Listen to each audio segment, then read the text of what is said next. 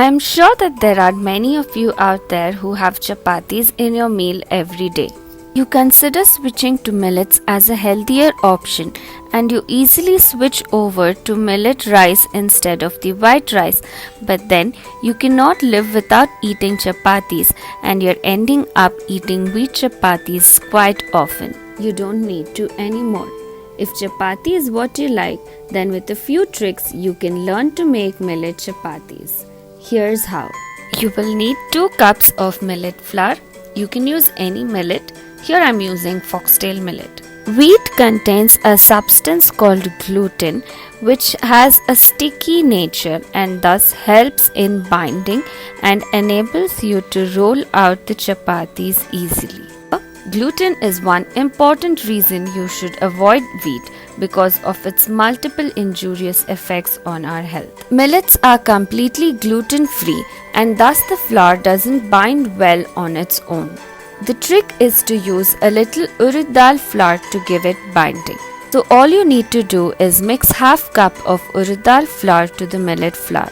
Note the ratio: 4 parts millet, 1 part urad dal. To bring out the stickiness from the urad dal flour, you will need to use warm water.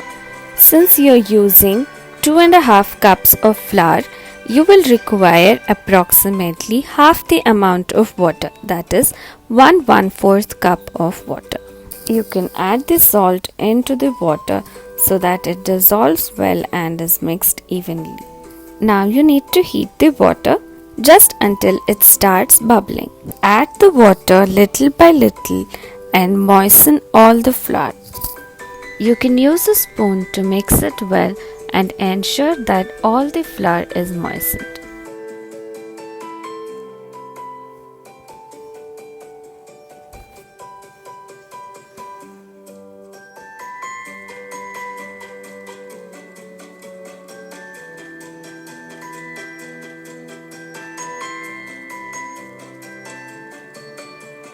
It should look something like this.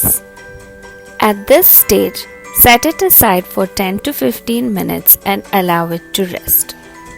After 15 minutes, use your hands to get all the flour together into a nice dough. You can adjust the consistency by adding a little more warm water if required.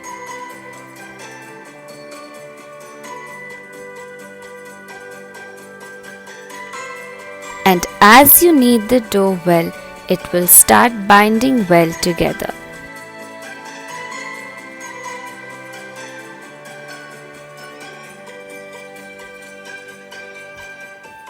Now cover it with a lid so that it doesn't dry and allow it to rest for 5 to 6 hours.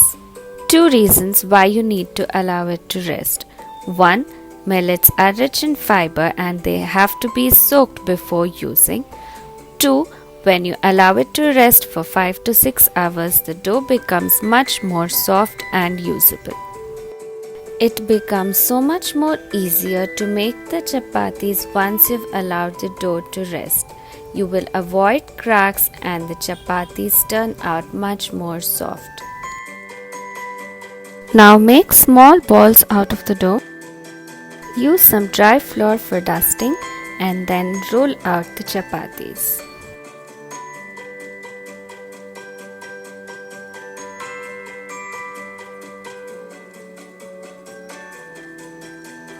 You can make them as thin as you like. You'll need to use less pressure than that which you use for making wheat chapatis. Just be a little gentle.